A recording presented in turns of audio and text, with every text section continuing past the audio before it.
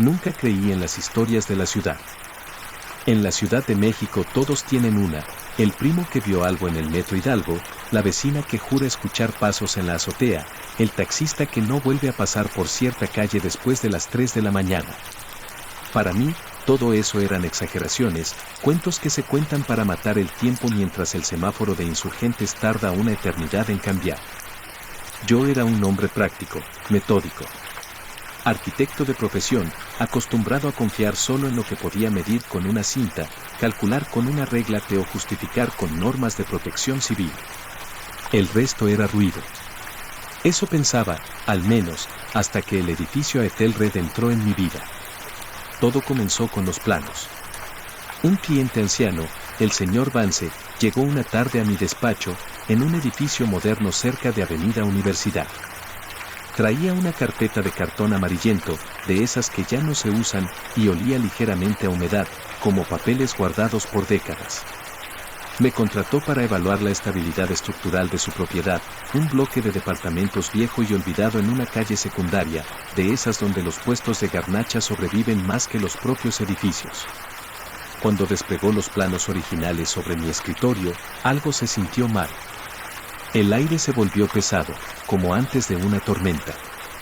La tinta estaba corrida en algunas partes, hecha a mano, y los pasillos se dibujaban con una simetría inquietante, repetitiva, casi obsesiva, como un panal o un laberinto sin centro claro. En el núcleo del edificio, donde por lógica debía estar la escalera principal, el plano mostraba un vacío, un espacio en blanco, perfectamente delineado, como si alguien hubiera decidido borrar algo a propósito. Ahí está el problema, dijo Vance, con una voz seca, más parecida a un suspiro que a una frase. Nadie ha entrado ahí en 50 años. Pero algo sale. Me presenté en el Etelred un martes gris, de esos en los que la ciudad parece cubierta por una película de smog y cansancio. Llegué después de pelearme con el tráfico de eje central y dejar el coche en una calle donde los franeleros se adueñan del espacio público como si fuera herencia familiar. La fachada del edificio era un diente cariado entre construcciones más jóvenes, concreto resquebrajado, balcones oxidados y ventanas cubiertas con cortinas que nunca se movían. A un costado, un local de fotocopias resistía milagrosamente, y enfrente, un puesto de tamales soltaba vapor al amanecer. El portero, un hombre flaco y encorvado llamado Emil, me abrió sin decir palabra. Tenía la piel amarillenta y los ojos hundidos, como alguien que duerme poco desde hace muchos años. Me entregó una llave antigua, pesada, con un llavero de metal sin marca. No me explicó nada. El vestíbulo olía a polvo, humedad y a algo más difícil de identificar, un dulzor rancio, parecido al de flores olvidadas en un panteón. Las luces parpadeaban, y el eco de mis pasos se sentía demasiado largo para un espacio tan pequeño. Los departamentos laterales parecían vacíos, pero al pasar frente a las puertas sentí esa sensación tan chilanga de estar siendo observado, como cuando subes a un microbús y sabes que todos te miran sin mirarte realmente. Algunas mirillas reflejaban la luz, otras parecían completamente negras. Avancé hacia el corazón del edificio, siguiendo la distribución exacta de los planos. Ahí estaba, la puerta de roble macizo. No tenía chapa visible ni manija. Solo un pequeño ojo de buey de cristal empañado, a la altura de mi rostro. Dudé unos segundos, consciente del silencio absoluto que me rodeaba. Por curiosidad profesional, o estupidez, me acerqué y pegué el ojo. Entonces ella comenzó a girar, muy lentamente, como si mover el cuerpo le costara un esfuerzo imposible. No quise ver su rostro. Me aparté de golpe, con el estómago encogido. Regresé al día siguiente con la excusa profesional bien ensayada y una mochila llena de herramientas. El trayecto en metro hasta la zona fue incómodo, no dejaba de observar los reflejos en las ventanas del vagón, esas caras cansadas que parecen no pertenecerle a nadie. Cada vez que el tren frenaba, sentía un pequeño alivio, como si algo me estuviera siguiendo solo cuando estaba quieto. Al llegar, el Etelred me recibió con el mismo aire viciado, como si nunca se ventilara del todo. La puerta de roble seguía ahí, intacta. Intenté forzarla con cuidado, presionando en distintos puntos, revisando el marco como haría cualquier arquitecto. No cedía. Al golpearla suavemente con los nudillos, el sonido fue opaco, muerto, como si al otro lado no hubiera espacio, sino tierra compactada o un muro doble. Eso ya no tenía sentido estructural. Mientras tomaba notas en mi libreta, escuché algo que me hizo detenerme, un arrastre suave, casi tímido, proveniente del otro lado de la madera. Luego vino el golpe. Leve, preciso, justo a la altura de mi hombro. El sonido fue tan claro que sentí un escalofrío recorrerme la espalda. Instintivamente levanté la mano y la apoyé sobre la puerta, como buscando confirmar que no estaba imaginando cosas. Del otro lado, algo hizo lo mismo. No un golpe, sino una presión firme, como una palma apoyándose exactamente donde estaba la mía. Retiré la mano de inmediato, con la respiración agitada, como si me hubiera quemado. Decidí bajar a los sótanos. Emil estaba en su puesto, inmóvil. Al verme pasar, negó lentamente con la cabeza, sin mirarme a los ojos. Las escaleras de servicio descendían a una oscuridad espesa, acompañada por el olor a óxido y drenaje viejo, tan familiar en edificios antiguos de la ciudad. Encendí la linterna. Calderas abandonadas, bicicletas rotas, muebles cubiertos con sábanas. Fue esa sonrisa la que terminó de helarme la sangre. No tenía nada de humano. No era amable ni burlona. Era una expresión fija, rígida, como si los músculos de su rostro se hubieran quedado atrapados en ese gesto durante décadas, olvidados de cómo relajarse. En el reflejo, sus labios estaban tensos, estirados de una forma antinatural, y sus ojos parecían hundidos, brillando con una paciencia enfermiza. Grité sin darme cuenta y giré de golpe, apuntando la linterna hacia la oscuridad del sótano. No había nadie. Solo tuberías, sombras largas y el eco de mi propia respiración descontrolada. Volví a mirar el cristal del medidor con miedo. Ella seguía ahí. Más cerca. Podía distinguir ahora los detalles del vestido, la tela raída, los hilos sueltos en el dobladillo, manchas oscuras que parecían humedad antigua. Su sonrisa se había ensanchado apenas, como si disfrutara mi terror. Sentí un mareo y subí las escaleras casi arrastrándome, con el corazón golpeándome las costillas. En el vestíbulo, Emil me esperaba. No parecía sorprendido. Me observó con una tristeza cansada, como si ya hubiera visto esa reacción demasiadas veces. Usted la miró, dijo finalmente, con voz ronca. No era una pregunta, era una sentencia. Esa noche regresé a mi departamento, en una torre moderna con vigilancia y elevadores nuevos, pero nada de eso me dio seguridad. Soñé con pasillos interminables, idénticos, iluminados por luces amarillas. Soñé que caminaba sin rumbo buscando una salida mientras una sonrisa silenciosa crecía detrás de mí, acercándose sin hacer ruido. Desperté sobresaltado, con las mejillas adoloridas, los músculos tensos, como si hubiera pasado horas luchando por no imitar esa mueca imposible mientras dormía. Intenté abandonar el trabajo al día siguiente. Llamé al señor Vance desde una cafetería de cadena, rodeado del ruido de la máquina de espresso y conversaciones ajenas que intentaban devolverme algo de normalidad. Le dije, con palabras técnicas y evasivas, que el edificio era estructuralmente inviable, que no valía la pena invertir en dictámenes ni refuerzos. Hubo un silencio largo al otro lado de la línea. Luego escuché su respiración cansada. Ya es demasiado tarde, respondió al fin. Ella ya lo vio a usted. Ahora lo buscará. Aquí y allí. Colgó sin despedirse. Allí. La palabra se me quedó clavada como una astilla. Miré a mi alrededor, gente revisando el celular, repartidores entrando y saliendo, la ciudad funcionando como siempre. Sin embargo, por primera vez, sentí que no estaba solo. De regreso en mi departamento, comencé a notar su presencia en los reflejos cotidianos, en la pantalla negra de la televisión apagada, en el cristal de la ventana por la noche, en el acero pulido del refrigerador. Siempre quieta. Siempre sonriendo. Y cada vez, un poco más cerca dentro del reflejo, como si redujera la distancia entre su mundo y el mío. La obsesión me llevó a investigar. En el archivo histórico del centro, entre cajas polvosas y documentos amarillentos, encontré el nombre Ausbatazoga. Año 1952. Hija del constructor original del edificio. Desaparecida sin dejar rastro. Los vecinos declararon que era una mujer profundamente triste, incapaz de sonreír. Su familia dijo que se había perdido en los muros, una frase que en su momento fue tomada como metáfora. La leyenda hablaba de una maldición, el edificio ofrecía un reflejo de lo que más deseabas. Pero si interactuabas con él, si devolvías el gesto, el reflejo tomaba tu lugar. Elspeth deseaba alegría. Una sonrisa verdadera. La obtuvo, pero quedó atrapada en ese espacio imposible, buscando a alguien a quien entregársela. Y ahora me había elegido a mí. La siguiente vez que la vi ya no fue de manera fugaz ni distante. Ocurrió una mañana cualquiera, de esas en las que la ciudad despierta con prisa. Me estaba lavando la cara, medio adormilado, con el sonido lejano de los camiones y los vendedores ambulantes subiendo el volumen de la radio.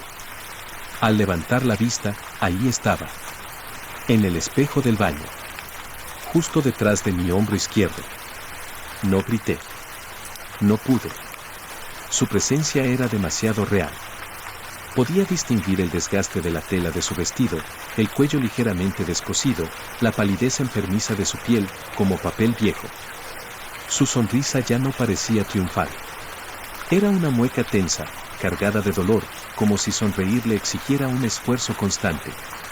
Entonces ocurrió lo peor, en el reflejo, sus ojos se movieron.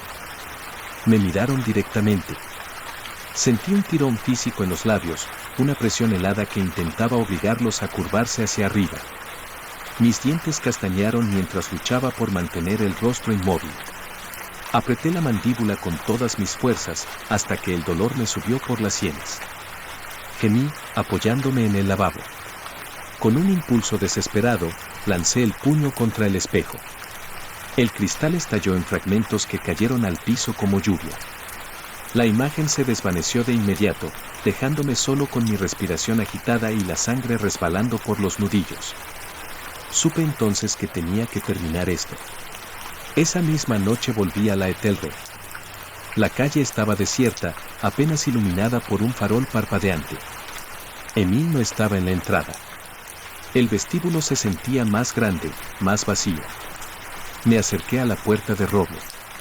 En el ojo de buey, el pasillo del otro lado ahora era idéntico al vestíbulo en el que yo me encontraba. Y en el centro, estaba ella, mirándome. Levantó la mano lentamente y con un solo dedo hizo el gesto universal de acércate. Sentí una tentación insoportable. Entonces noté algo nuevo, la puerta tenía una cerradura de latón. Brillaba débilmente. La llave antigua pesaba en mi mano. No inserté la llave. El simple pensamiento de hacerlo me provocó náuseas. En lugar de eso, saqué de la mochila un martillo y un cincel, herramientas comunes, familiares, tan normales como cualquier otra cosa en la ciudad. No iba a entrar en su juego. Si ese umbral era el origen, entonces lo destruiría. El primer golpe contra la jamba de la puerta retumbó en el vestíbulo como un disparo, haciendo vibrar los vidrios de las ventanas selladas. Del otro lado, en el ojo de buey, vi cómo la sonrisa de Elspeth se borraba de su rostro. El segundo golpe arrancó una astilla grande del marco. El edificio gimió, como si se quejara. Su expresión se transformó en algo terrible, una máscara de furia pura, antigua, desbordada. Y entonces escuché su voz. No salió de la puerta.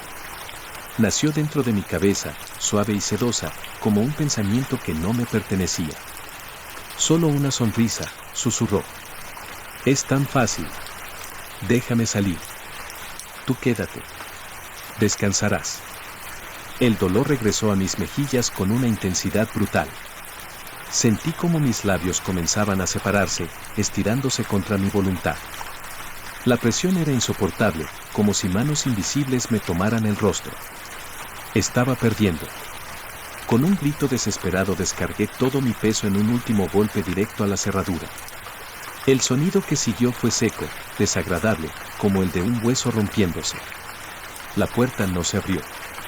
Pero el ojo de buey se oscureció por completo, como si alguien hubiera apagado la luz del otro lado. El tirón en mi rostro cesó de golpe. Jadeante, me dejé caer contra la madera, temblando. Pensé que había ganado. Que había cortado la conexión. Entonces levanté la vista hacia la puerta de la calle. Bajo la luz amarilla del farol, de pie e inmóvil, estaba ella. Su vestido desvaído apenas se movía. Su rostro estaba en sombras. No había salido por la puerta de roble. Había salido a través de mí. O de algo que dejé atrás cuando rompí el umbral. Se movía de una forma antinatural, como si cada paso necesitara ser recordado antes de ejecutarse. No caminó hacia mí. Simplemente giró, con una lentitud mecánica, y avanzó hacia la salida del edificio. Yo me quedé unos segundos paralizado, intentando entender si lo que veía era real o una alucinación producto del miedo y el cansancio. Pero la puerta principal se abrió, y el aire frío de la madrugada entró al vestíbulo. Ella cruzó el umbral y desapareció en la calle. Salí detrás, casi sin pensarlo. La colonia estaba desierta, apenas iluminada por los postes de luz y el reflejo lejano de los anuncios espectaculares. Un taxi pasó sin reducir la velocidad. Nadie pareció notarla. La vi deslizarse hacia la entrada del metro más cercano, justo cuando el reloj marcaba los últimos minutos del servicio. Corrí, esquivando el torniquete metálico y colándome antes de que el guardia cerrara la reja. Bajé las escaleras con el eco de mis propios pasos rebotando en los azulejos. El andén estaba casi vacío. Solo un trabajador de limpieza empujaba lentamente su carrito, con audífonos puestos, ajeno a todo. Al fondo, junto a la boca negra del túnel, ella estaba de pie. Me miraba. Ya no sonreía. Su rostro era una losa de expectativa fría, como si aguardara una decisión final. Por los altavoces sonó el anuncio del último tren. El empleado se alejó y el silencio se volvió absoluto. Ella levantó la mano y señaló el túnel. De la oscuridad salió un viento fétido, cargado de humedad y óxido. Entonces lo entendí, el Aetel Red no era su prisión. Era su trampa.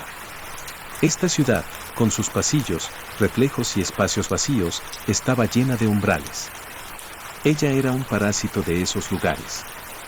Y yo la había liberado. No sé con certeza cómo salí de esa estación. Tengo recuerdos sueltos, fragmentados, como fotografías mal reveladas. Un grito, el mío, rebotando contra los azulejos blancos. El sonido de mis propios pasos corriendo sin dirección, subiendo escaleras, empujando una puerta de emergencia.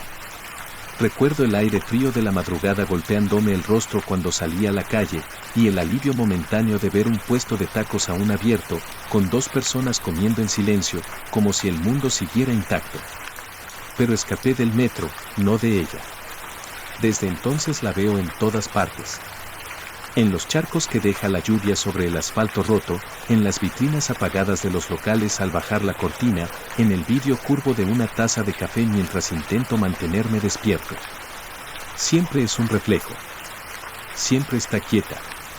Su sonrisa ha regresado, más amplia que nunca, como si ahora supiera que el tiempo juega a su favor. Me observa desde ángulos imposibles, esperando a que baje la guardia. Siento una presión constante en los músculos del rostro, un cansancio profundo que no se va ni durmiendo. A veces, en la noche, despierto con los labios ligeramente curvados, como si algo hubiera ensayado la sonrisa mientras yo no estaba consciente. Me levanto y corro al baño para mirarme al espejo, pero ya no confío en lo que veo ahí. Por eso escribo esto. Para advertirte. Si alguna noche, viajando tarde, ves a una mujer con un vestido antiguo en el andén o sentada en un vagón vacío, no la mires. Pero sobre todo, si por un instante terrible ella te dirige esa sonrisa inmóvil y eterna, cierra los ojos. Aprieta los dientes hasta que duelan. Jamás le devuelvas la sonrisa. Alguien tiene que quedarse en los reflejos. Y yo, empiezo a sentir que me estoy quedando sin tiempo. He intentado contarlo. De verdad. Fui a una agencia del Ministerio Público una mañana lluviosa, con el expediente de la Aetel Red bajo el brazo y ojeras que ya no podía disimular. Esperé horas en una banca de plástico, rodeado de quejas, teléfono sonando y el olor persistente del café recalentado. Cuando por fin me atendieron, hablé rápido, con miedo de que si me detenía ella apareciera en algún reflejo del lugar. Expliqué lo del edificio, la puerta, los reflejos, la sonrisa. El agente me escuchó con una paciencia que se iba resquebrajando. Cuando mencioné esa palabra, sonrisa, vi cómo su expresión cambiaba, una mezcla de lástima y fastidio profesional.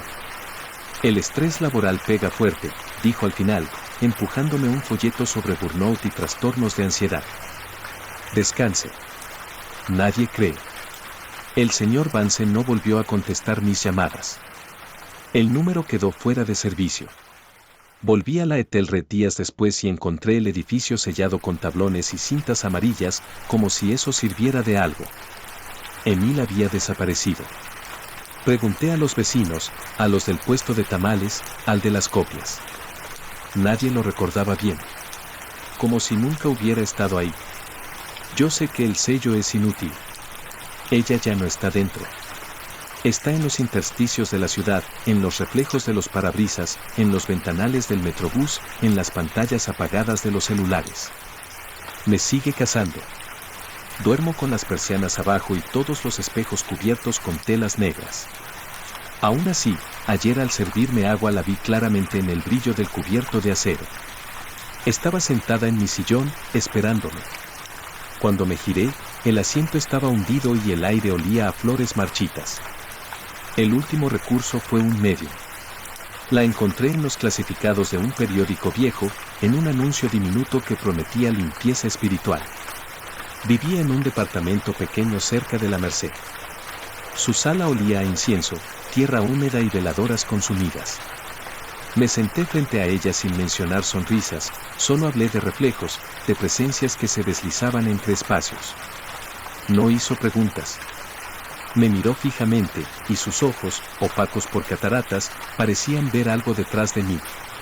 No es un fantasma, susurró, retrocediendo. Es un hueco. Un vacío con forma de anhelo. No puedes llenarlo. Solo puedes no mirarlo. Me pidió que me fuera. Cuando estaba en la puerta, añadió algo que aún me persigue. Tú ya lo miraste.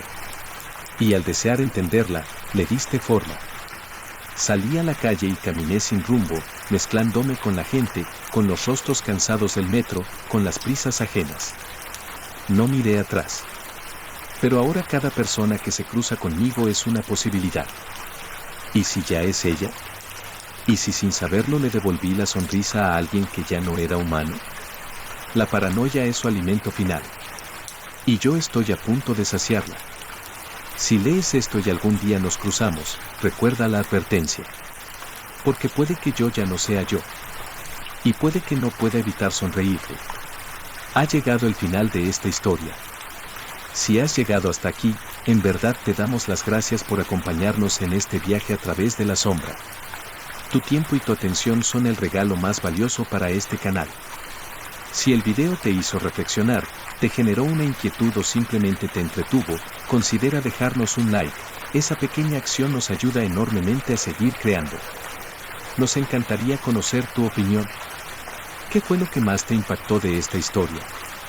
Déjanos tus pensamientos, teorías o experiencias en los comentarios. Esta comunidad se construye con tu voz. Si aún no lo has hecho, te invitamos a suscribirte y a activar la campanita. Así no te perderás nuestras próximas exploraciones en la frontera de lo inexplicable. Gracias de nuevo. Cuídate, mantente curioso, y hasta la próxima historia.